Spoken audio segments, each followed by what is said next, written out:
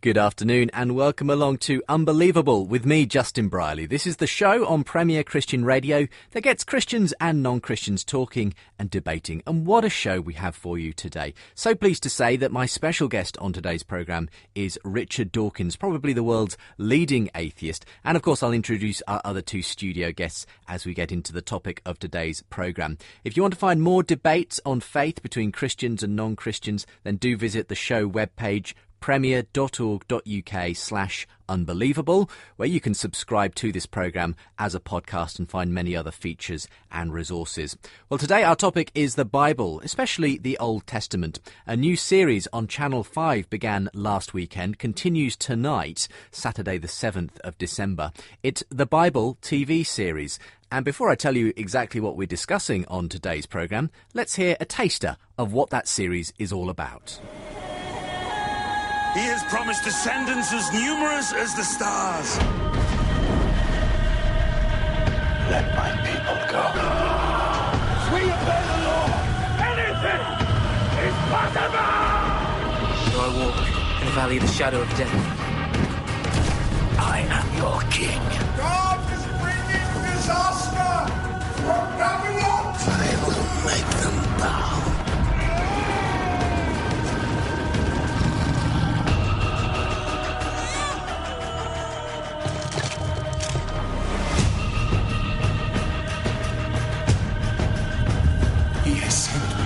Declare freedom for the captives. Told over 5 feature-length episodes. A story that changed the world. The Bible starts 30th of November on Channel 5.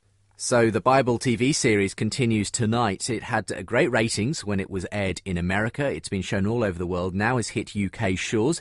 If you're planning on tweeting about it, can I encourage you to use the hashtag #TheBibleUK, hashtag #TheBibleUK. And if you want to find out more about the series, meet the creators, get resources and so on, we've got a webpage dedicated to that on the Premier website. That's premier.org.uk/thebible.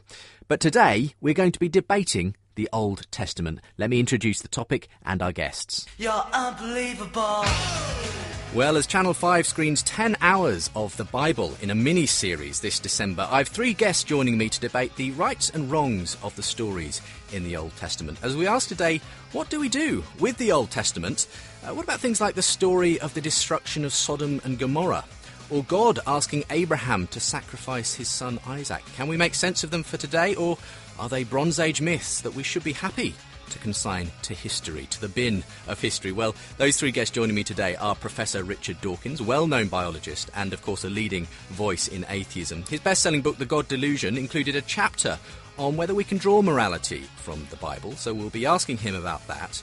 His latest book is his autobiography, An Appetite for Wonder. Chris Sinkinson is a Christian pastor and lecturer in the Old Testament at Moreland College.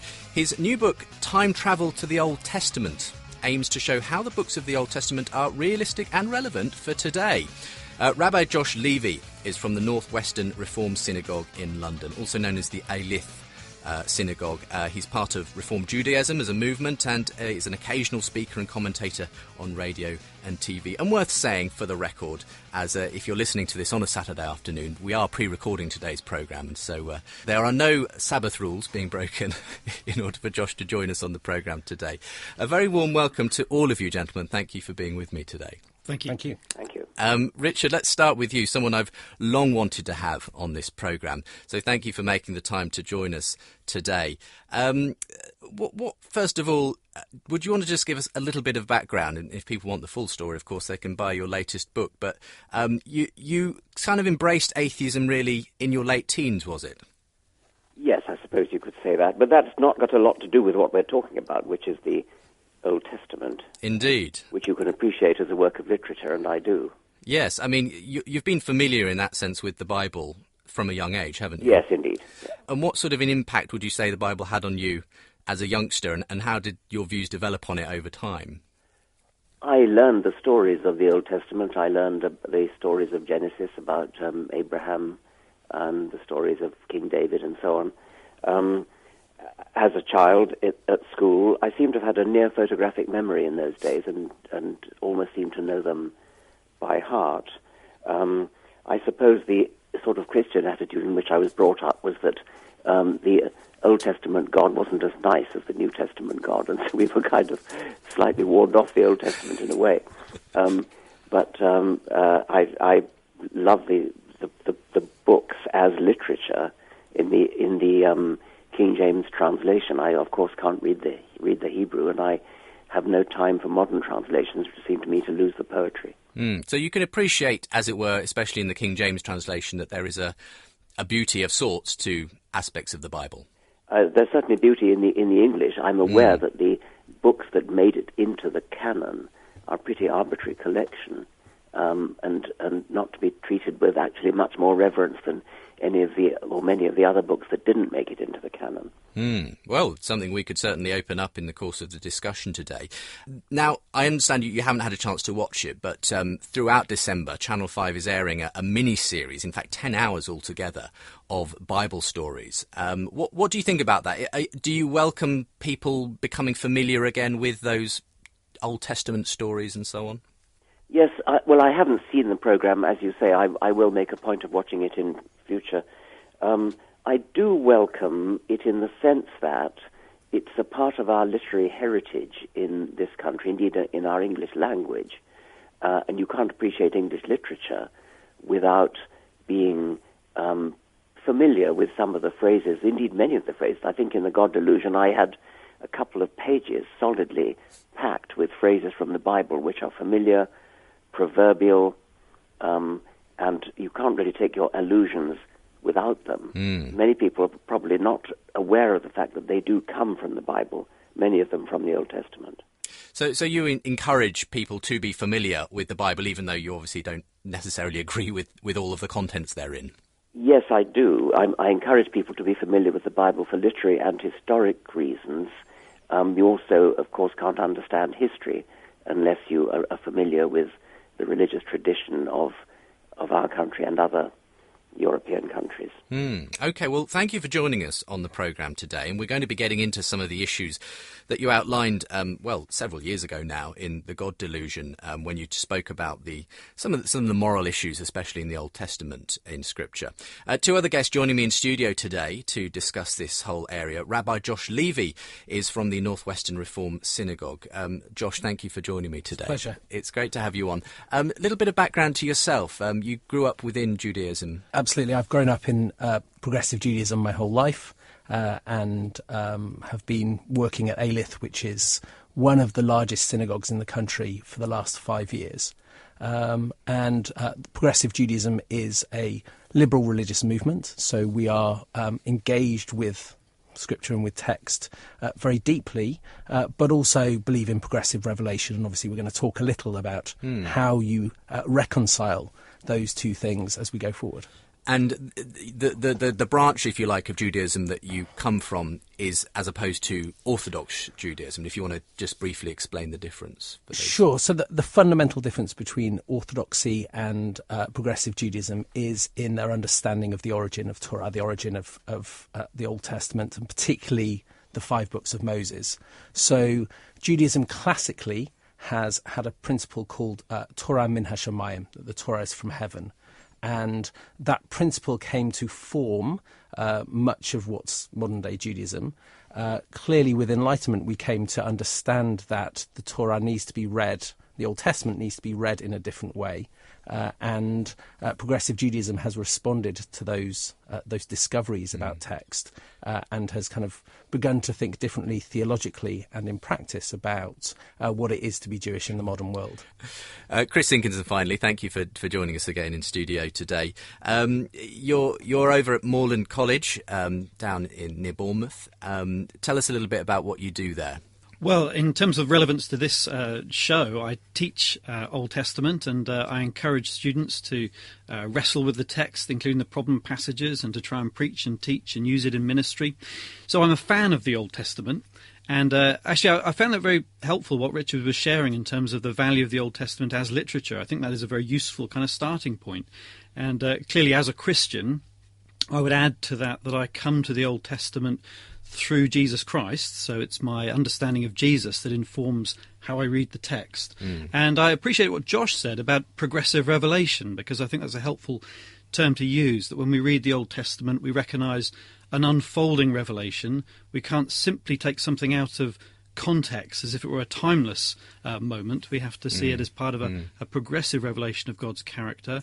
And as a Christian, it's through Christ that I interpret the Old Testament. So that's how I understand this progressive revelation heading towards him, which is, of course, important, I think, for me, because it may be during our discussion together we'll focus on what are sometimes called the terror texts in the Old Testament. And the Bible TV series, I think, began with a disclaimer when the first episode aired, saying that this programme contains violence, viewers' discretion advised, which, of course, our Bibles could have on the front. I think Richard might encourage that to be an advisory comment at the front of our Bibles. I watched on demand. I had to tick a box that said I was over 16 to be allowed to be in relationship with the Old Testament.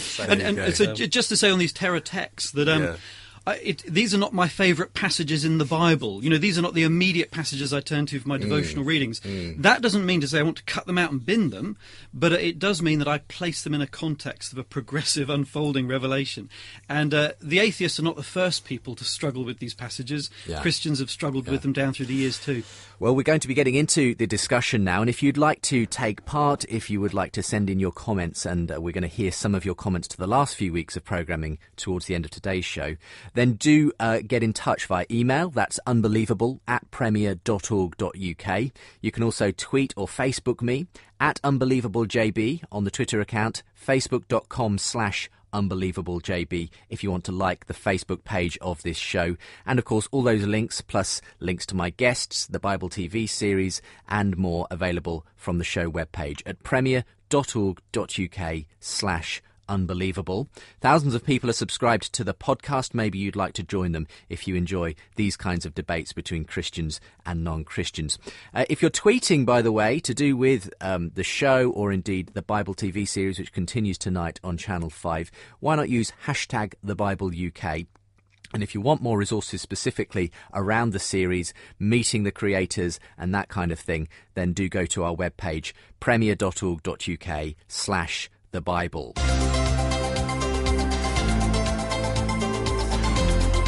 Unbelievable with Justin Brierley.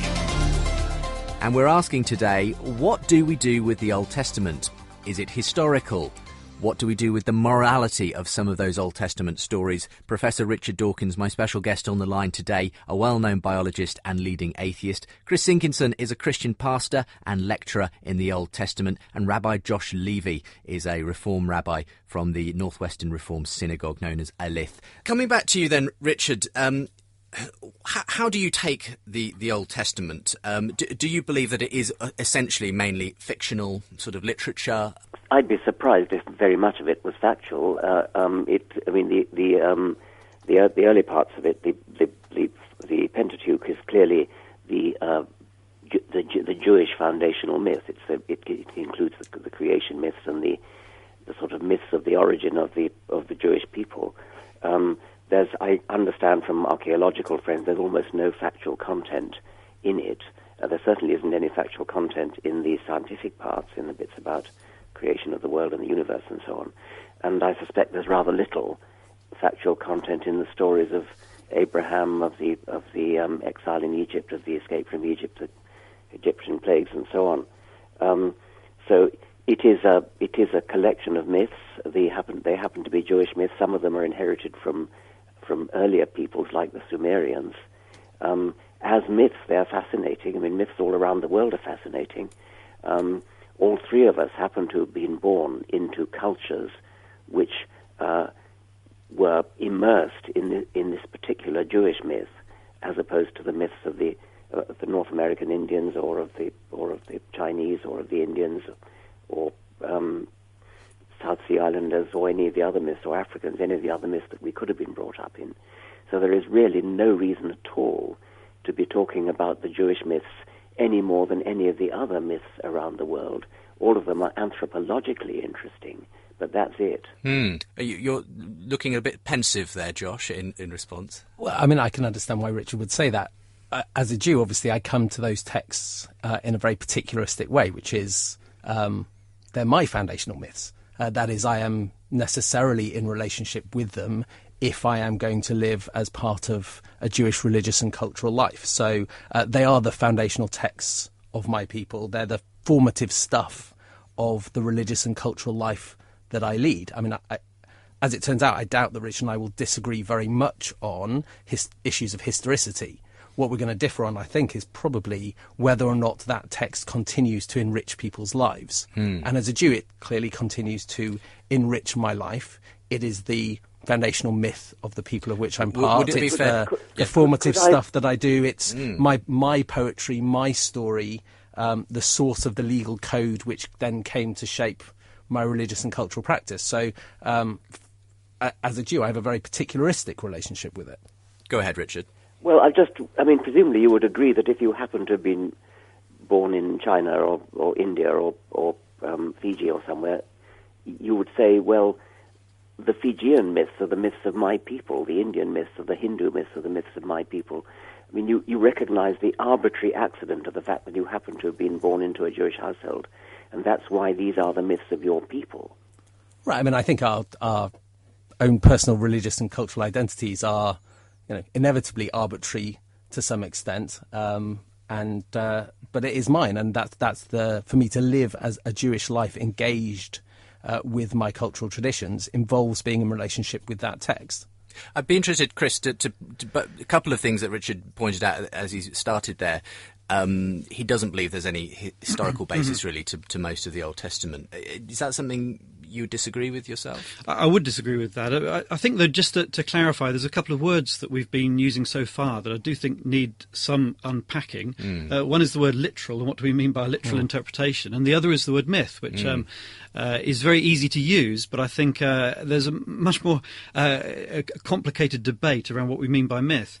And in fact, to be honest with you, in terms of popular debate, I think the word myth has been so stripped of any clear meaning that it's almost a useless word, which would have been much to the annoyance of someone like Tolkien, who spent so much time discussing mythology and the meaning of myth. So just to take those two words very, very quickly.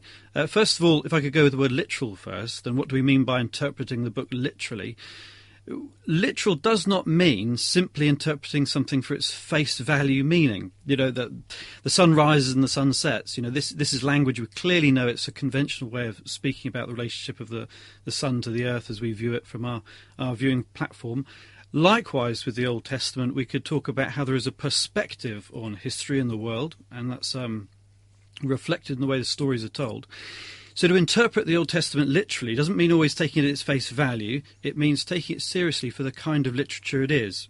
And myth, I don't think, is a particularly helpful word here. I mean, theologians use the word saga sometimes to describe the Old Testament. And I think that might be more helpful, because when we think about the history of the Old Testament, I'm sure Richard would agree that there's a historical kernel to the Old Testament story. I'm sure he wouldn't doubt that there's a historical story unfolding, but it's to what extent is that wrapped up in figures of speech and forms of writing and perhaps later traditions that have been incorporated into the story. That's what we'd need to disentangle. But that there's a core of history, I'm absolutely... And you feel that is confirmed by archaeology and so on when you look into some of these core aspects of the Old Testament's history? I do. I've been involved in an archaeological dig in Israel and for a couple of seasons, and what I'm aware of, I don't know which friends Richard was talking to at Oxford, but there really is a wide open debate here. I mean, you'll have archaeology doesn't provide a discipline where things are coming up from the ground date stamped. I mean, until you get to coins anyway. They're not date stamped with a record of who said what to who. Archaeology provides evidence which can be ambiguous, it needs explaining, and so there's a very vigorous debate going on in archaeology right now, and there are those who hold to a minimalist position and would suggest that there's very little evidence at all for the events of the Old Testament, but there's a very significant number of archaeologists, a very significant number, who would argue for what's sometimes called a more maximalist approach to reading the evidence, people like William Dever or Kenneth Kitchen. Sorry, I mean, do you disagree with that? Well, I don't disagree with that. I mean, I do think we need to be very careful about two things. One is, perhaps the really fundamental question is whether historicity matters.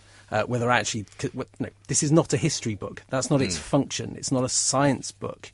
It is a people's grappling with their identity, their story, their experience of the world around them, that then came to inform other people's doing of that same thing. So for me, as it happens, deeply unconcerned with historicity. That doesn't bother me at all. I do think we need to recognise also that the Old Testament is not a unity, that there are different books within it doing different things.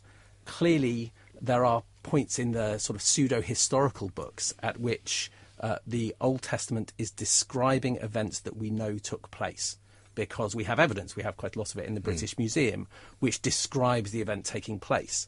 But the Bible isn't doing history, it's doing theology. So when the Babylonians rampage and destroy Jerusalem, we know that happened. We know that the Bible is describing it. But the Bible is doing theology. It's seeing that in terms of reward and punishment and behaviour. It's doing a different thing. Do you, Richard, coming back to you, do you think that the Bible has, the Old Testament especially, any value in terms of a moral dimension that it may cast upon now you're life? changing the subject, and that's an interesting change. Well, I just wanted to, we'll cover a variety of subjects, hopefully. Yeah, agree with Josh that historicity doesn't really matter, but I think I put it in a slightly different way. It doesn't matter because you wouldn't be bothering to ask the question about the, say, creation myths or the tribal myths of the Incas or the Aztecs. They are interesting, they're fascinating myths. But you wouldn't be having a debate to say, is there any historicity in the stories of sun gods and things? The only reason we're bothering to ask the question about the historicity of the Jewish myths is that we happen to be brought up in them. But they are not special. They are just tribal myths like any other. Chris, could I make a distinction there? Because, you gave a very helpful description right at the beginning of the power and influence of the Old Testament narratives on Western culture. And I'd go even further than that and say that even history writing itself can find its roots in the Old Testament, in the way the Old Testament was written. Not that it's history, except Josh's point that it's not history as in a modern history textbook, it's not science as a modern science textbook. But in terms of a history, it formulates a way of describing events which have a certain linearity and a certain meaning, which is reflected in the historical traditions, which will, we also look to the Greeks and Herodotus, but in terms of the modern world, our development of history and our understanding of history reflects a view which we find in the Old Testament, which I don't think we find in the Chronicles of Babylon. I don't think we find them in the Inca myths, that's for sure. So you would, in a sense, then say these... It's not just sort of equal weighting between different myths around the world. There's something quite unique about the Old Testament. Okay, Richard? I just don't see that. I notice you're quite happy about using the word myth for the Inca myths and the Aztec myths. Yes, I'm not saying that the word myth. I'm using it because you used it to describe their stories and legends, and I do accept there is a category called myth. I just want to define it very carefully. Yeah, I think myth does not have that rooting in linear historical progression, and that's where I think our modern understanding of history has a much more of a reliance on the Jewish tradition than would have come out of the Inca mythological cycles. Stories which aren't rooted in time and place. We find that in the great Hindu epics as well, which, again, are not rooted in time and place, not concerned with the genealogies and the locations and who was king when, in the way that the Old Testament narrators were. Yes, Richard, and then we'll bring in George. Well, that may be so. I don't think it's a very, deeply important point. If it's so, I suspect the same is probably true of some other mythologies. I don't want to make a big thing of it. But it's deeply important in terms of our respect for the historical processes and the development of history as a Western discipline. And that's why this is important. It's foundational for more than just the Jewish people. It's foundational in other respects. There's so much of the Old Testament which is taken to be historical. Both of you gentlemen are sophisticated who don't do this. But the fact is that more than 40% of the American population think that the book of Genesis, including the six-day story of creation, is literally true. And this is a problem which I have as a scientist, and I hope and believe that both of you stand up and vigorously oppose such literalistic fundamentalism. Right, but I think that is because we recognise, certainly I recognise, that that's not the function of this text. I want to step back a little bit, because I think Richard is actually asking probably one of the fundamental questions about religion, which is, why should we privilege this particular text over any other text? Exactly. What is it that gives it its enduring power, if it has any, and how do we then engage with it? And, classically, the answer would be something around authorship. That is, that there is a divine authorship that gives this text its weight, gives this text its authority. Mm-hmm. We may also say there's something in the values of that text, which something it expresses. Or it may be that very personal relationship that lots of people have ended up with that text. And then, my job as someone working in religion is to help that journey to be one which is done with integrity. Well, if I may, I will move the subject along a little bit. And there was a very famous, long sort of description of God, the Old Testament God, in the God Delusion. Richard, and I'm sure you know what I'm about to mention. You described the God of the Old Testament, you said, is arguably the most unpleasant character in all fiction, jealous and proud of it, a petty, unjust, unforgiving control freak, a vindictive, bloodthirsty ethnic cleanser, a misogynistic, homophobic, racist, infanticidal, genocidal, filicidal, pestilential, megalomaniacal, sadomasochistic, capriciously malevolent bully. Quite a mouthful. Do you still stand by that description of the God of the Old Testament that yes, you gave? I was accused of anti-Semitism by the recent chief rabbi, Jonathan Sachs. I don't know why he thought it was anti-Semitic. It's anti-God. But I mean, that of course refers to what's been called here the terror passages, and the terror passages are taken literally by some, particularly American theologians, and many people do actually believe, as I think it was Josh was recently saying, that the Bible is authored by God, and God, in those terror passages, which are not negligible in the Old Testament, they're actually quite prominent, is a horrifically unpleasant character. There's no getting away from that. Okay. As you mentioned, the former chief rabbi, Lord Sachs, said that he thought it was a profoundly anti-Semitic passage in the God Delusion. Why do you differ from him on that? He suggested that you were continuing a strain in certain anti-Semitic thinking that was essentially about saying, well, we've got a better God in the New Testament than in the Old Testament, and so on. I don't think we've got a better God in the New Testament. I think there's something exceedingly unpleasant in the fundamental Christian doctrine of atonement, of the idea of God being unable to forgive our sins unless he tortured his son, alias himself, in the first place. And that's a revolting doctrine, actually. In some ways, it's worse than anything in the Old Testament. But that wasn't the point. When I said the God of the Old Testament, I simply meant the God of the Old Testament. What Rabbi Sachs heard was the God of the Jews, which of course is true. But that wasn't why I was singling it out. I was singling it out because the terror passages are literally horrible. Well, it's probably not something we'll have time to address on today's programme, unfortunately, though I'm sure Chris Hinkinson, our Christian guest today, would take a different view on that. We're going to a short break, and we're going to keep talking about the Old Testament morality. What about the story of Sodom and Gomorrah? Or Abraham nearly sacrificing Isaac.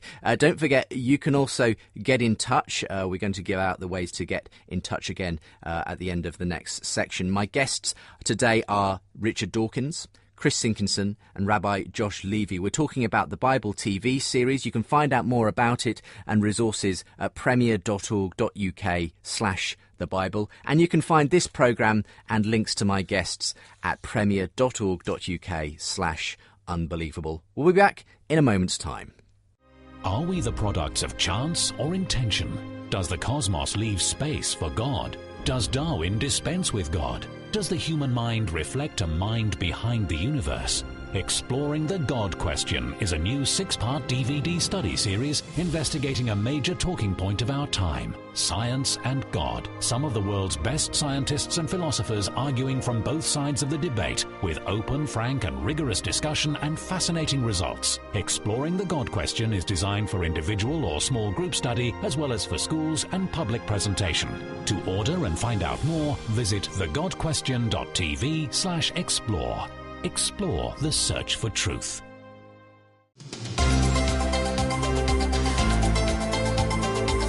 You're listening to Unbelievable on Premier Christian Radio. Welcome back to the show with me, Justin Briley. Today, a rabbi, a Christian and an atheist. Yes, it sounds like the beginning of a joke, but they're joining me in studio and on the line. We're debating the historicity and morality of the Old Testament as Channel 5 screened the Bible TV series throughout December. It was phenomenally successful in the USA. How will it fare on UK shores? Well, there's loads more info, resources, interviews at premier.org.uk/thebible. If you are planning on watching the second episode tonight on Channel 5 or catching up with the first episode, do tweet what you think about it, #TheBibleUK. Would love to hear your thoughts as well via email, unbelievable@premier.org.uk, and you can interact with the show via our Twitter and Facebook account, @UnbelievableJB if you're a Twitter user, facebook.com/UnbelievableJB to like the page. All those links and more, links to my guests, links to the series and so on from the show page of Unbelievable. That's premier.org.uk/Unbelievable. So my guests today are Professor Richard Dawkins, a well-known biologist and probably the leading atheist voice in the world. His best-selling book, The God Delusion, included a chapter on whether we can draw morality from the Bible. That's what we're talking about today. And Chris Sinkinson is a Christian pastor, a lecturer in the Old Testament at Moorlands College in Bournemouth. His new book, Time Travel to the Old Testament, aims to show how the books of the Old Testament are realistic and relevant for us today. Our other contributor is Rabbi Josh Levy from the Alith Northwestern Reformed Synagogue in London. So just in that last section, we had Richard defending this passage in The God Delusion where he describes the God of the Old Testament. I know both you gents, Josh and Chris, want to come back on this. Perhaps we'll start with you, Josh, sure. as a Jew. Did you sort of get where the former Chief Rabbi Lord Sachs was coming from in saying that? For what it's worth, I didn't read that as being remotely anti-Semitic. I read The God Delusion like lots of people involved in liberal religion did, because actually we're grappling with the same issues that Richard is grappling with. I was irritated by bits of it, I enjoyed bits of it, I was offended by none of it.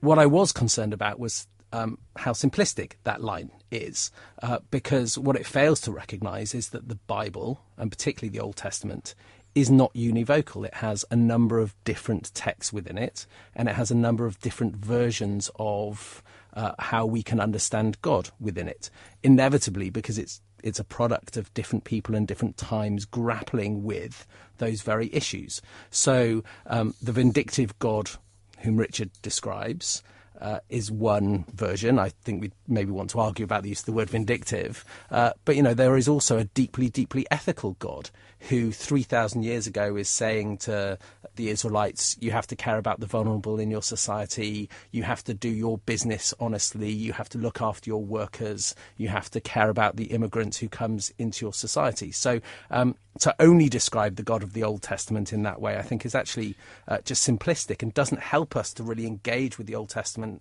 as a whole. Richard, any response? Yeah, I accept that, of course. It was a passage that it was semi-tongue-in-cheek, actually, because, when I do public readings of my books, I do it with my wife, and we usually try to get a laugh from the audience early on in our performance, because it sort of lightens up the atmosphere.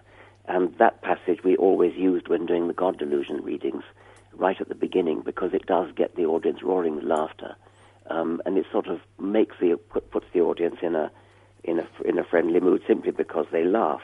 So there was a sort of, I think I went on to describe a story of Randolph Churchill, who had a similar reaction. He'd never actually read the Bible before, and he was challenged by Evelyn Waugh and a brother officer during the war to read the Bible.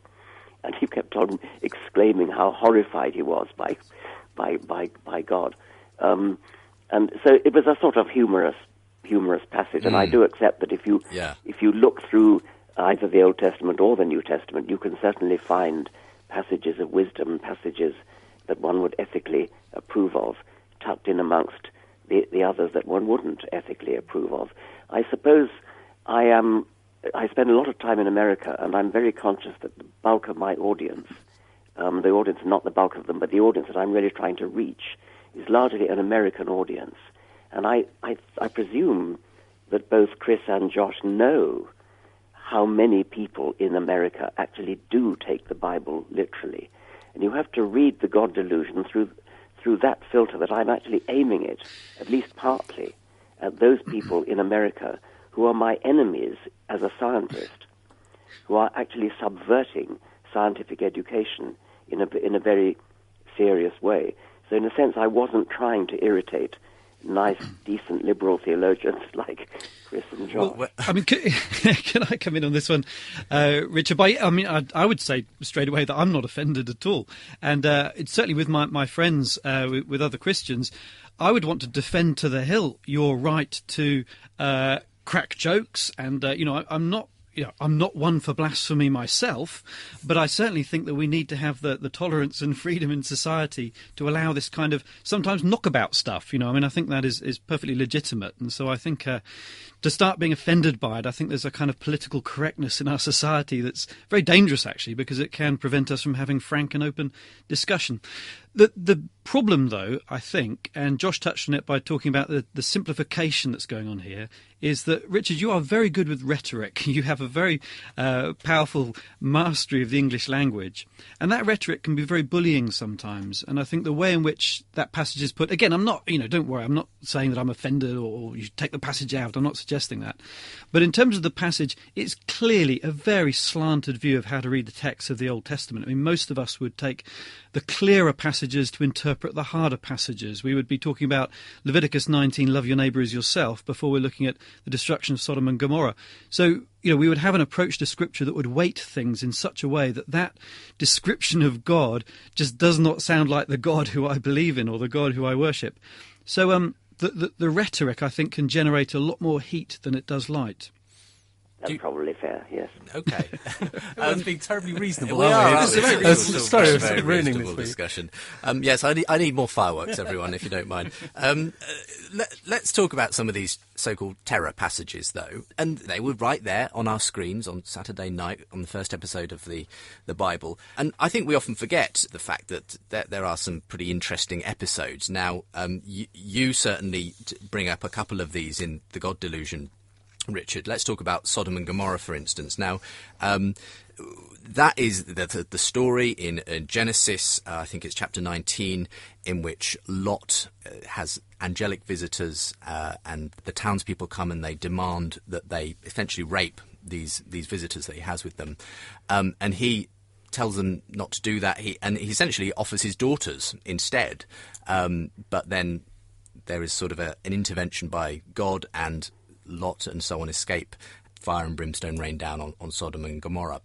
Now, Richard, for you, is this an example of a sort of morally repugnant story in the Old Testament?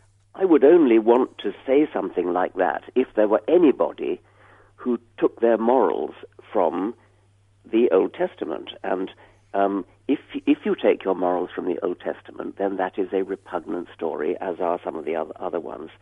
But I hope you don't take your morals from the Old Testament. There are people in America who do. And those are the people that I need to call their attention to stories like the story of Sodom and Gomorrah and of Lot offering. Well, now, you say they take... I mean, I don't personally... I know quite a few evangelical Christians in America, but I don't know any that base their morality on this story, for instance. But how do they decide which stories to base their morality on? Mm-hmm. It's all very well saying love your neighbour as yourself is good, or the Sermon on the Mount is good, Sodom and Gomorrah is horrid. But when you decide which of those stories to base your morals on, you're not using biblical methods in order to do your deciding. You're using the methods of a modern moralist, which all four of us are, not at in all, order to Richard. pick out the good verses from the bad. I think Chris Sinkinson wants to come in here. Sorry, Richard. I would be using normal methods of interpretation where we look at the genre and we ask, what is the passage doing? What is a book doing? What is the context doing? And in particular, is it prescriptive or is it descriptive? Now, Leviticus 19, I think, is giving prescriptions. We still need to interpret them in terms of their time and place in the ancient Near Eastern worldview. But there are prescriptions there I need to deal with and find the principles from which I can learn. With the Sodom and Gomorrah story, it is a descriptive passage that is appalling. And to try and base any morals on the Sodom and Gomorrah story, I wouldn't even know where to begin, because I don't think it's that kind of literature. I don't think it's giving us a prescription for life. In fact, actually, Richard, if I may, I think you make a great comment on the Sodom and Gomorrah story and the behaviour of Lot, because you reflect on Lot in the God delusion. And then your summary sentence, I think, is very perceptive. You say, if this dysfunctional family was the best that Sodom had to offer by way of morals, some might begin to feel a certain sympathy with God and his judicial brimstone. Well, Rabbi Dawkins, I mean, I think I'm very happy with that gloss. Well, okay. But I still worry about people who I know you're not one of them, but that there are people who think the Bible is literally true. There are people in America, many of them, who want to have the Ten Commandments hung up in courthouses, contrary to the Constitution. And although you can find a decent commandment among the 10, thou shalt not kill, thou shalt not covet thy neighbor, etc., most of them you wouldn't actually want to base your life on. And yet there are people, I know you're not among them, but there are people who do think that we should derive our morals from the Ten Commandments, from the Old Testament. What do you think about basing our morality on the Ten Commandments then, Josh? Well, I think it's important to recognise that within Judaism, the Ten Commandments are just seen as 10 of, classically it's understood as being 613 commandments. Clearly, some of the issues that Richard raises also apply to those prescriptive sections, those legal sections which are interwoven into particularly the 5 books of Moses, because clearly there are legal sections which are also abhorrent to us in terms of our modern morality. But I do believe that the Torah in particular has within it some values that it expresses, some ideals within it which are hugely modern and continue to have the capacity to enrich our lives today. And also that the stories, even those terror texts, have the ability to raise the questions that are exactly our questions for today. And that's always been the Jewish approach. So, 2,000 years ago, the rabbis were asking exactly the Rabbi Dawkins questions of the text that they had inherited from the 1,000 years previously, and were exactly grappling with what do you do with Lot, and condemning him. Judaism has never read the Old Testament uncritically. So they were condemning Lot. They were looking at sections, for example, around capital punishment and saying, hold on a minute, this seems arbitrary, this seems unreasonable, we have to think about how we actually process this. This can't be exactly what is meant. We shouldn't take this on face value. So, I think the authentic religious approach to the Old Testament is the one that reads it critically and which engages with it in that very critical way. But when a modern person, or when the rabbis down the centuries that you're talking about, look at the scriptures and interpret them in the light of their modern, in their own time, and we in our time, our modern morality, we do that in the light of our modern morality. Why bother with the scriptures at all? Why not just go straight to the modern morality and cut out the middldman? Mm-hmm. Right. Let's allow Chris on this one. Here's where my enthusiasm for the Old Testament wants to bubble over, because when we come to, you're right, we look at modern morality, we talk about the modern morality that we use, but let's also give credit to the Old Testament world and reflect on the morality in terms of the ancient Near Eastern worldview. Now, in that context, here is enlightenment. Here is an approach to the widow, the orphan, the refugee that I actually find very beautiful. I mean, I recognise the terror texts, I recognise the issues of interpretation with problematic passages, but written through it all is an approach to society which is fundamentally egalitarian. And in order to see that, we have to compare the Old Testament documents with texts from that time, such as the law codes of Hammurabi. Now, those Babylonian law codes have many parallels to the Old Testament, eye for an eye and a tooth for a tooth, but the way in which the Old Testament is very different from those legal codes from Babylonia, they highlight this egalitarian approach to life, the privilege of the poor, the importance of responsibility, that those who are in power look after those who are vulnerable, the Sabbath rest command. I find that a very beautiful command. I don't follow it. I'm not Jewish myself. I don't follow it in that sense myself. I could be broadcasting on a Saturday, but the Sabbath law I find very powerful because it describes the privilege given to the animals to take a day of rest. The land ultimately gets rest. Slaves get rest, and we want to talk about how it regulates an issue like slavery in the ancient world. Slavery common throughout the ancient world, but at least the Old Testament is regulating that kind of behaviour. So are you saying that the Old Testament law then and morality is actually in some sense a foundational stone upon which our modern morality, that Richard says, let's go straight for that, rests in some way? Well, I think that's true. I mean, that's a historian's judgment, and, I'm not suggesting I'm best placed to make that judgment. I think so. But I'm more saying, look, let's enjoy the power of the Old Testament and read it in its own light, read it in the context of the ancient Near East and what was going on in the ancient world. Let's not be anachronistic about it and read it in terms of a modern context where, for example, we have a well-developed prison system where we wouldn't need to depend on the death penalty in the way they did in the ancient world. But let's go back to the ancient world where they didn't have those privileges and benefits that we have today and see, well, actually, in the context of the ancient world, this is an enlightened text. I mean, there is the challenge, though, which is a very real challenge for us as moderns engaging with religion and with those ancient texts, which is on what grounds can we and should we privilege one particular part of the text over another? And that's a very real question. Of course, it is the nature of our struggle, right? And I think what Richard speaks to, and I'm very pleased that he does, is that religion is not simple. And it shouldn't be simplistic. And those really difficult parts of the text, we have to work out how we deal with them.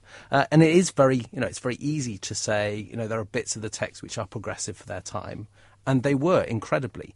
Or to say that there are values underpinning some of the Old Testament texts which are modern and have real resonance for us today. And of course there are. But we're also told that we need to stone our rebellious son. And we have to engage with that text as well. Now, I'd just be interested in your point on this, Richard. Is this just theologians picking and choosing? That's essentially what you seem to say. Yes, and I mean, when we say that we look at our modern morality and we are all 21st century moralists and we disapprove of slavery and we believe that women are equal and things like that. We can look back in history and look at various historical traditions and discover nuggets of that in the Jewish tradition, in Christian tradition, in Confucianism, in Buddhism, in Hinduism, in all the great moral philosophers. Of course, our modern morality has its historical developments which we ought to acknowledge and ought to study. But we shouldn't be bending over backwards to look at a particular text which happens to be ours, namely the Bible or the Old Testament, and struggle manfully to understand it in terms of modern, find the good bits and reject the bad bits and interpret the bad bits in terms. I mean, why bother? Why not just look at our modern morality and say, yes, this has historical precedents from all over the world, and it's good to look at them, but we don't have to spend all our time trying to find the bits of our particular holy text, whatever it is, whether it's the Quran or the Old Testament or whatever it might be, trying to find the bits that fit in with our modern morality. Let's keep our morality separate and think about it as moral philosophers, albeit acknowledging that it has historical roots. And I suppose that's where we're going to really diverge, because my answer to that would be because that's the human exercise. And that's been a very powerful human exercise for thousands of years.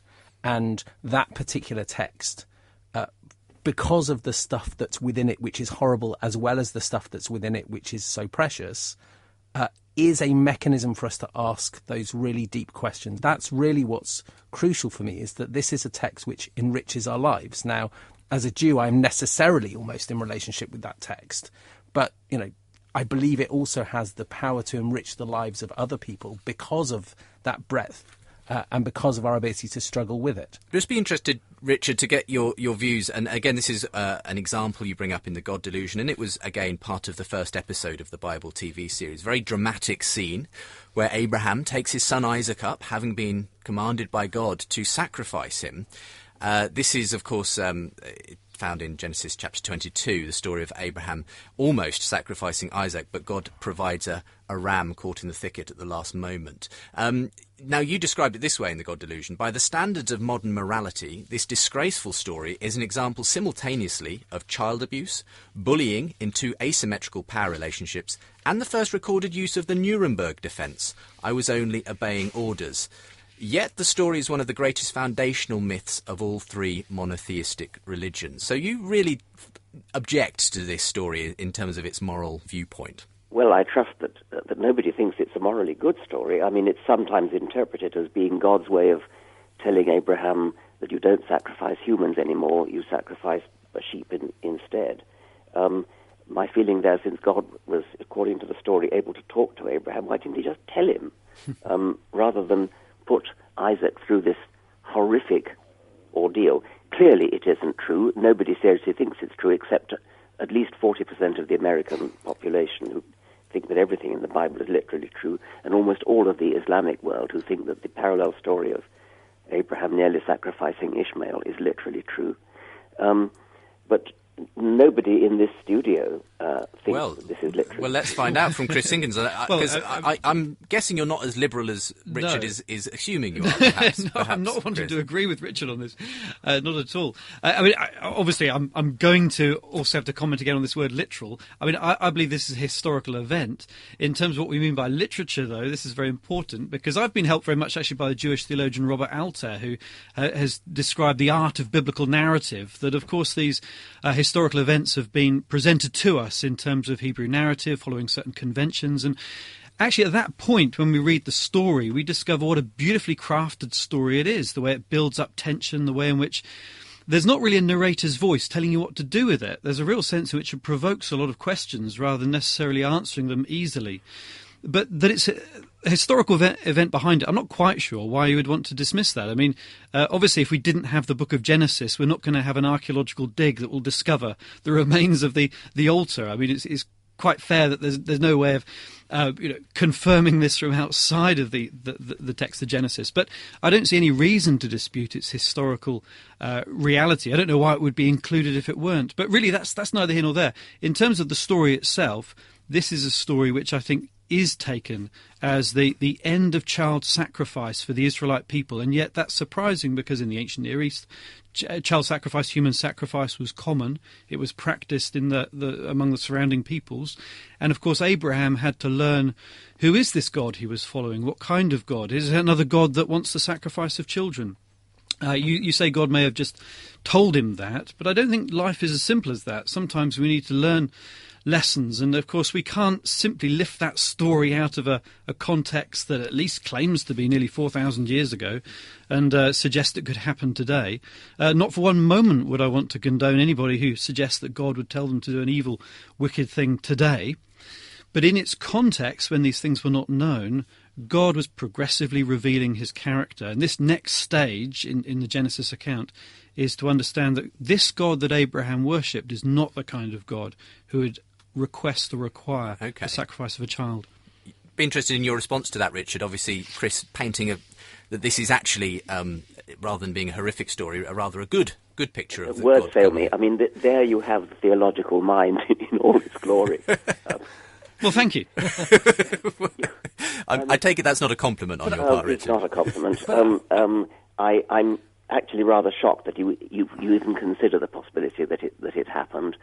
I thought that what progressive theologians did was to say that these things are symbolic. They're moral stories, but a bit like Aesop's fables. Okay, but why would you say that one is symbolic and not, say, a later story regarding King Hezekiah? You just said that it's neither here nor there whether it happened. You said what really matters. Well, for our conversation, it's a powerful story which drove home the moral that, unlike the surrounding peoples of Canaan, the Jews should stop sacrificing children, and so it's a moral tale like an Aesop's fable. Nobody actually thinks that Aesop's can it not be both and? Well, that would be my point. Can it not be both and? I mean, I've no question that there's a moral to the story, but that the story can be true as well in other senses with a historical kernel to it. that I can't see why we have to choose. You mean you think God actually told Abraham to sacrifice his son and then reprieved him at the last? It's described very briefly in the Genesis account, so I can't tell you all the details about how that may have happened, but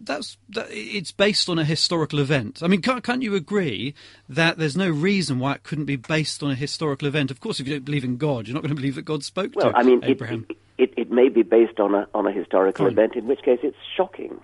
Okay, but at least we're just agreeing that to say that we can treat it as a tale with a moral doesn't mean it can't be based in real history. No, but I mean, I was charitably giving you the benefit of the doubt. I don't want that charity.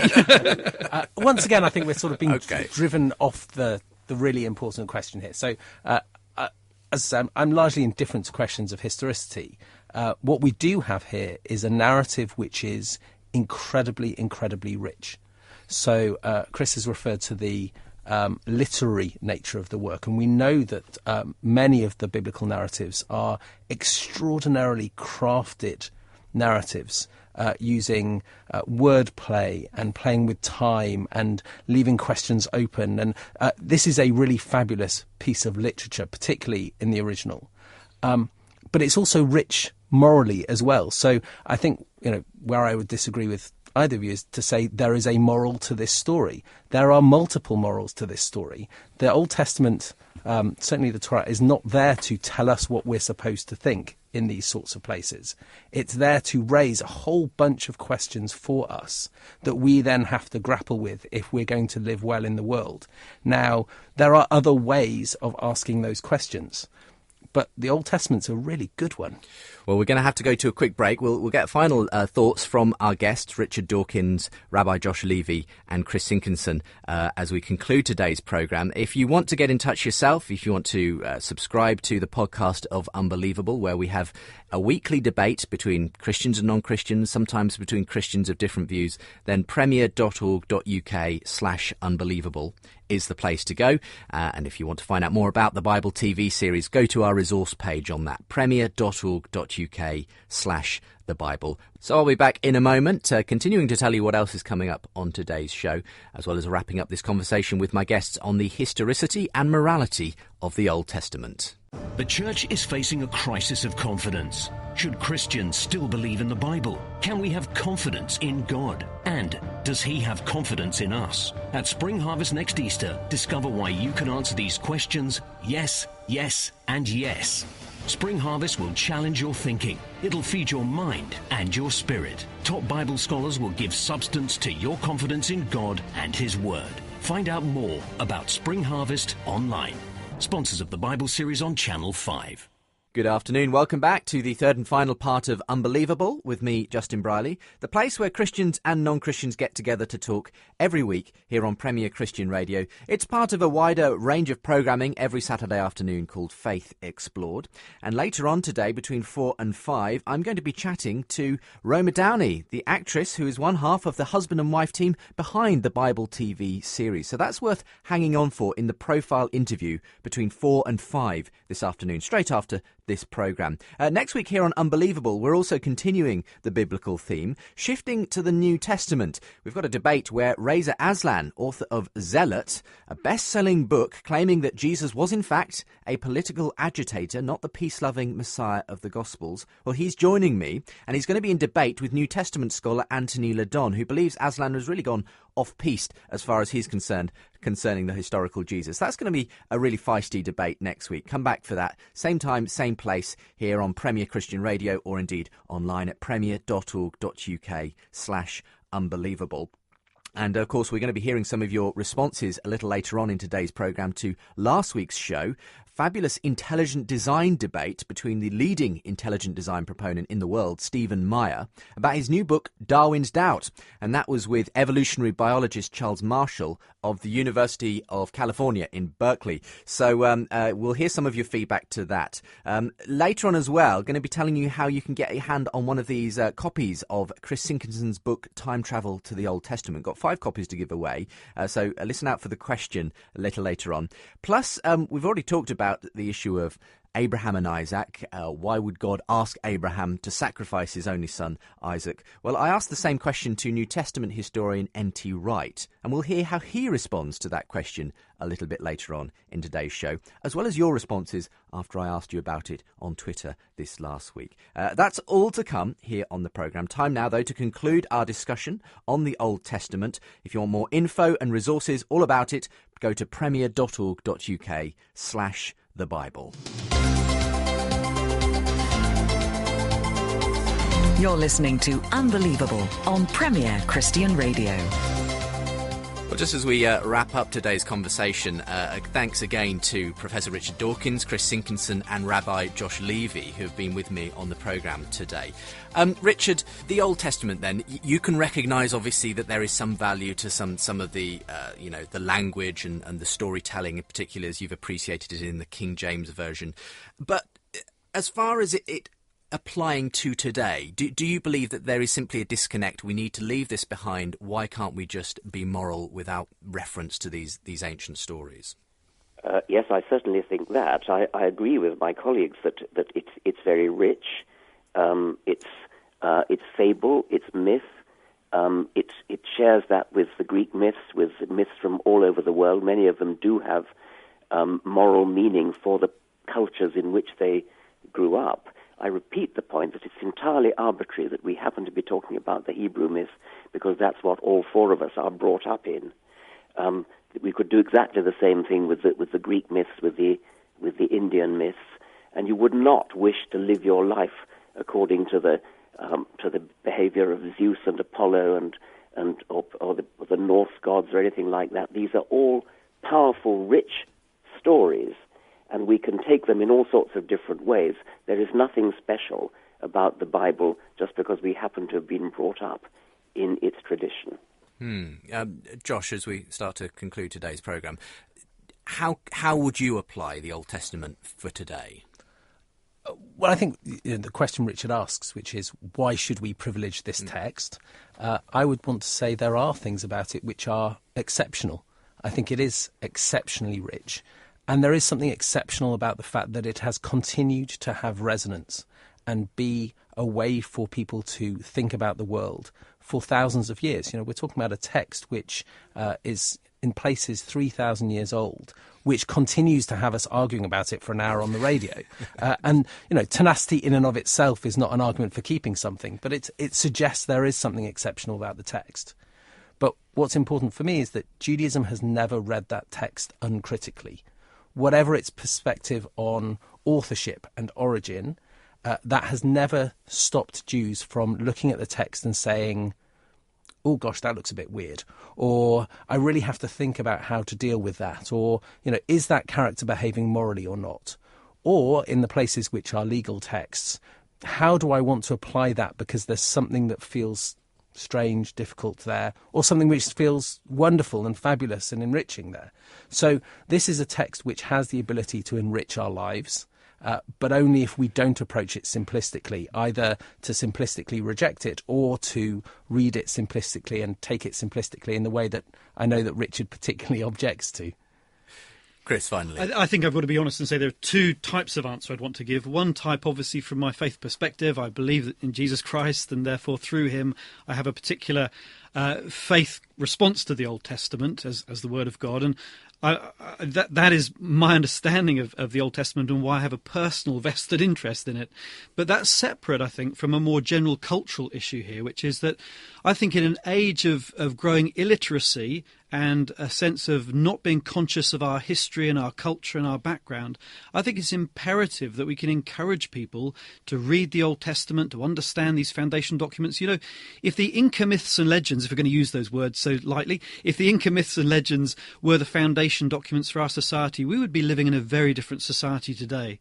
The Old Testament is the earliest documents to provide humane descriptions of how warfare should be fought. So for all of the terror texts that we might debate and discuss, within the legal code, there are some very humane teachings on war and on how society should be organised and on the treatment of the poor and the vulnerable, leading to modern-day issues like the Stop Human Trafficking campaign that friends of mine are involved in, or the Jubilee campaign regarding debt and other nations. So I think in being conscious of our history, our background, and what Richard has described as great literature, I think we actually only enrich our understanding of these issues we're facing today. And boy, do we need to understand these issues if we're going to be a literate and historically conscious people able to grapple with the complex moral questions facing us. Richard, thank you very much for joining us by phone today. And are you going to be trying to catch a few episodes of the Bible TV series? I certainly will, yes. Thank you. Good. Well, thank you very much for being with us today. And, of course, you can find out more about Richard Dawkins at richarddawkins.net and his latest book, An Appetite for Wonder. Links to that, of course, from today's show as well. Thank you also, Chris and Josh, for being with me on the programme today. It's been a really interesting discussion. Thank you very much. Thank you. And I'm very glad to have been able to share the time with you.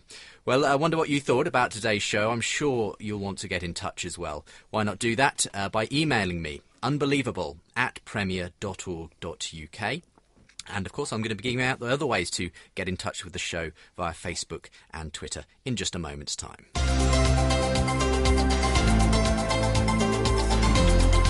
Unbelievable with Justin Brierley.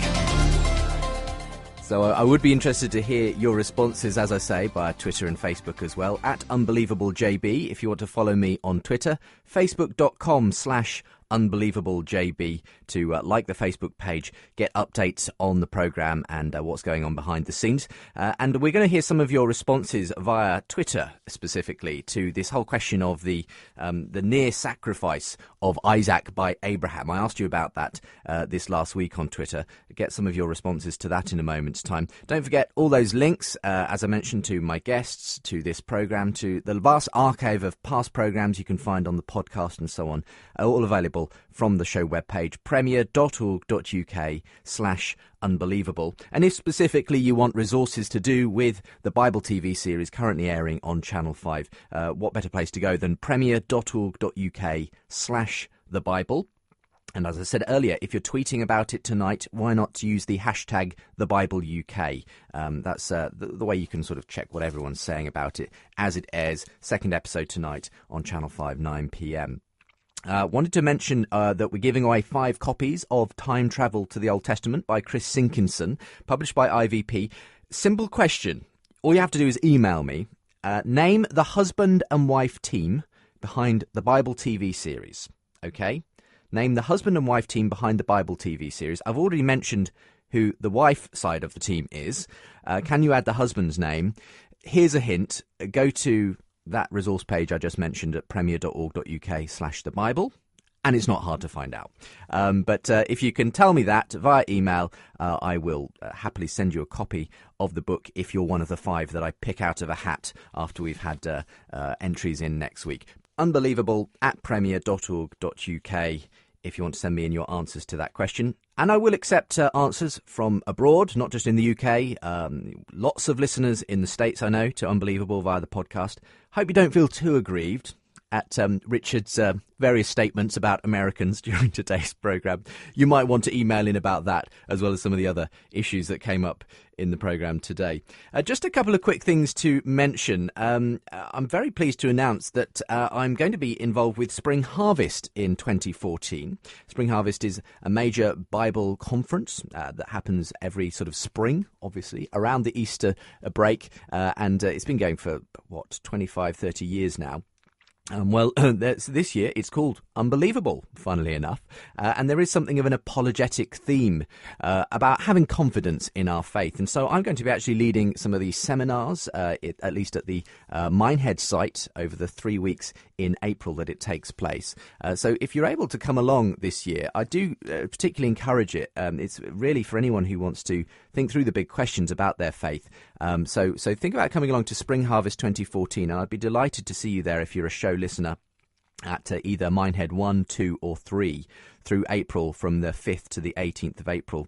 And another fabulous speaker doing the apologetic seminars at the Skegness site at the same time is going to be Tom Price of the Oxford Centre for Christian Apologetics, who's appeared on this programme a number of times. So between Tom and myself, we're going to be sharing the apologetic seminars, looking at some of the big questions around the Christian faith, particularly to do with God the Father, God the Son and God the Holy Spirit. So if you'd like to book in, springharvest.org premiepristionaid.org is the website if you want to be involved. Really looking forward to meeting a lot of new people as well who may come into contact with the show for the first time that way at Spring Harvest this year here in the UK. That's springharvest.org. Let's go to some of your feedback.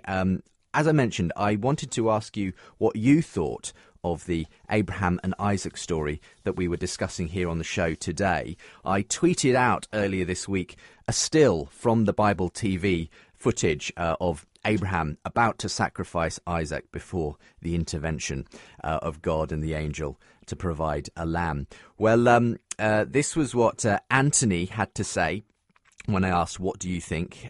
He says, that child lived. How many die in abortion abattoirs? How many are sacrificed to progressivism? Hashtag neo-eugenics. Well, in response, Lord Billy Austin said, whataboutery? 2 wrongs don't make a right.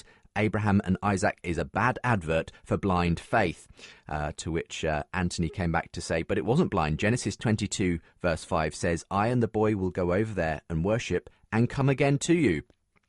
Sam Donoghue says, it's a story I would happily rip out. I've never really managed to reconcile myself to any of the explanations of it being okay. While Dave says, to judge it barbaric is to rely on universal objective morality. How else can you say it is wrong? Suggesting there that if Dawkins says it's barbaric, well, by what standard is he judging things to be right or wrong? Ian Clary says, God offers the ram, which is a type of Christ. The Isaac story is one of grace. Not the view of a jolly nerd who says the problem comes from God telling Abe to kill his son in the first place. Hashtag worst prank ever. Real Steve Pond, in a similarly sceptical mood, says a story about an omniscient God who, to find something out, puts a man to the test to see how he will act. John Richardson is the ugly vicar. He's not actually ugly. That's just his Twitter name. He says, depends which bits of the story one believes. If all, then that's the way God is. If none, no one was harmed. And finally, this one from John G. Anderson says, Isaac was spared to give us life in the death of Christ, and the gospel turns imagined barbarism into actual beauty. Thanks. A lot of responses to that question when I posted up that picture on Twitter the other day. As I mentioned earlier, I've also been asking N.T. Wright, who's a well-known biblical historian, some of these tough questions about the Bible. I've actually got some videos on the Unbelievable webpage if you want to go there and see him in person answering some tough questions about the Bible, both the Old and New Testament. That's at premier.org.uk/unbelievable. Well, here's how he answered that question that I asked on Twitter this week.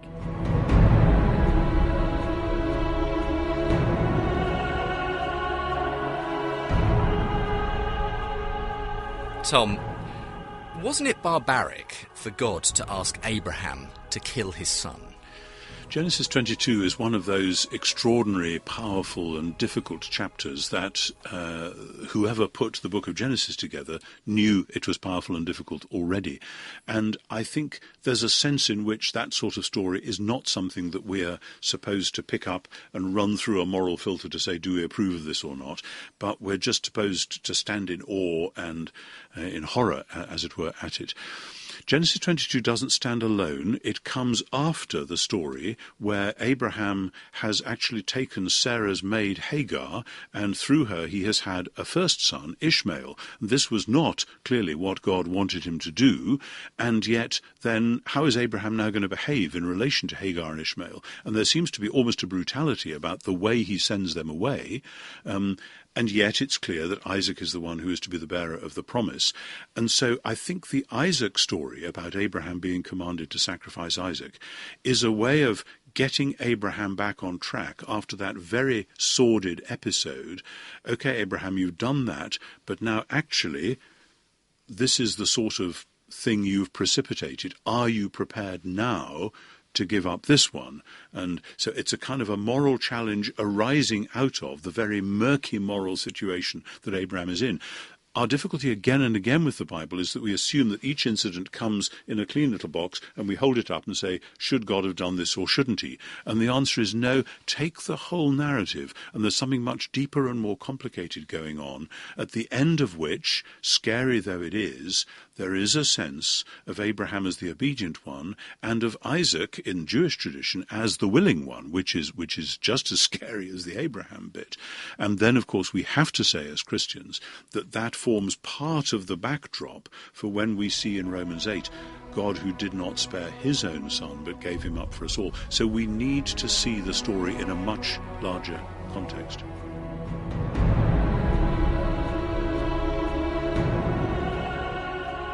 N.T. Wright there giving his answer to the thorny issue of Abraham and Isaac, and the music there from the Bible TV series. Hans Zimmer is responsible for the score on the series. Again, if you want to get in touch via Twitter, that's @UnbelievableJB, if you want to tweet me your thoughts on this whole thing. Let's go to some of your responses to the last several weeks of programming. I just wanted to pick up actually on the God Question DVD series, which we featured back, I think, in September, October time. And again, if you want to get hold of that, a really great resource on the whole area of science and faith with contributors from both sides of the perspectives and both sides of the pond as well. That's at thegodquestion.tv. Emailing in on the issue of the science and faith debate that it's raised, Steve Pond again, who we heard from on Twitter there, says, unfortunately, due to being a poorly boy, I've had a prolonged absence from work, and having time on my hands, I used it to listen to previous editions of various programmes I enjoy, such as yours.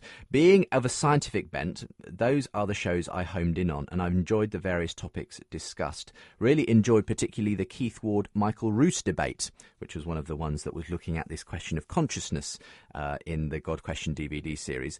You also want to say on the subject of the universe, the cosmos, which was the debate between John Lennox and Lawrence Krauss that was featured several weeks ago. You say, if a cosmologist was a Christian, and why shouldn't they be, what is to stop them wishing to investigate what caused our universe to come out of a state trillions of times smaller than a proton? The approach I'm taking is that I don't think many of your Christian guests would expect a Christian climatologist to posit God as the reason for a storm system or a particular environmental change. And it would be easy to provide this example for many other areas of science. But when it comes to the start of the universe, well, that all ceases. Here be dragons, etc. I'm not asking you or any of your Christian guests to change their view, but I would be interested to know if them or you would think it entirely scientific for a Christian cosmologist to look for other causes for the universe apart from God, as the climatologist would look for their storm. I ask this in the light of Genesis 1:1, but also that the Bible gives the impression of God being over the weather too. But our understanding of those weather systems today appears to cause no major crisis of faith to anyone, says Steve. Nick is a Christian emailing in, says Krauss said earlier in one of those shows that Christians uphold science until a miracle comes along and then they throw out science. Well, when he went after philosophy, it was interesting to hear him speak about the nature of nothing and then of being, while saying he's a scientist who doesn't care about philosophy. So then, is Krauss a scientist until philosophy that helps him comes along, and then he's not a scientist?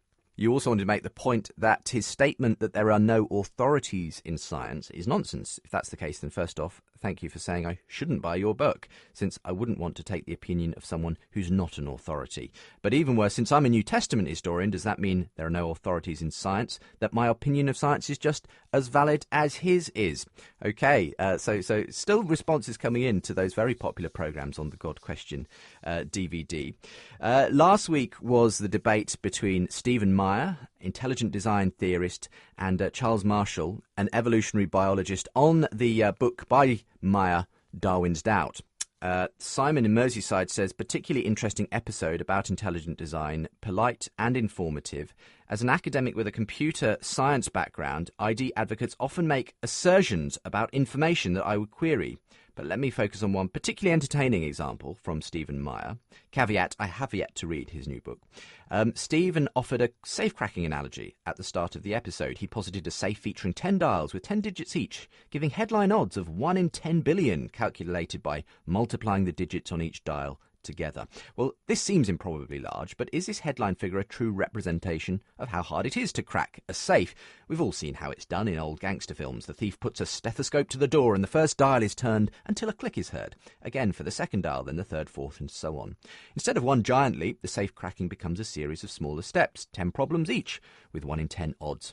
The total odds of cracking the safe therefore drop to 10 plus 10 plus 10 plus 10, and so on, giving us just 1 in 100. The odds are only improbable if one conveniently forgets the problems can be solved progressively. Think of it this way. While only Superman can get to the top of the Empire State Building in a single bound, mere mortals can still get to the top by using the staircase. Thank you very much. A different point of view, though, from David Kirkland, who says, thanks for the continued hard work putting on the show each week. Your recent show with Stephen Meyer and Charles Marshall was very good. I think Meyer makes a very valid point that our experience in this universe is that intelligence directing information or programming leads to far more ordered results and building complexity. Marshall sounded like no intelligence, information or direction could easily be the default position, and we'd just expect that to lead to information and complexity. You go on to say later on, many times when the subject of intelligent design is discussed, it seems like something of a false dichotomy is put forth when people say the universe is all explained by intelligent design and a higher power, or explained completely by science and evolution and no higher power. These categories are useful, but obviously they're only meant to answer certain appropriate questions, as John Lennox has repeatedly mentioned. OK, thank you very much for your thoughts on that. Thanks also to those who have been emailing in on the Strange Fire episode of the week before that, when Doug Wilson had an interaction with charismatic Adrian Warnock, and Ian Mackey emailed in to say he thought the last two shows, both between Doug Wilson and Adrian Warnock and Charles Marshall and Steve Meyer, have been excellent. Both discussions where the participants engaged in proper argument with each other, addressing the issues. Keep up the good work. Thank you, Ian. Appreciate that. And thanks to everyone who's been getting in touch in the last few weeks. I'm expecting a full mailbag from today's programme as well. So again, if you'd like to get in touch, do email unbelievable@premier.org.uk. And don't forget, you can subscribe to this podcast. Vast back catalogue of shows to listen to too. Some people are working their way through them at a rate of knots, having started listening recently. Perhaps you can join them too. premier.org.uk/unbelievable to discover all of that. Finally, let me tell you what's coming up on next week's programme. You're unbelievable. Continuing to look at the Bible, we're shifting to the New Testament, however. Reza Aslan joins me. He's the controversial author of a new book, Zealot, best-selling book too, claiming that Jesus was in fact a religious political agitator, not the peace-loving Messiah of the Gospels. He was a zealot. Well, against him is Anthony Ledon, who's a New Testament scholar from the States. They'll be having a feisty discussion next week at the same time as we continue this focus on the Bible as the Channel 5 airing of the Bible TV series continues through December. In the meantime, have a great week. Hope you can join me again at the same time next time.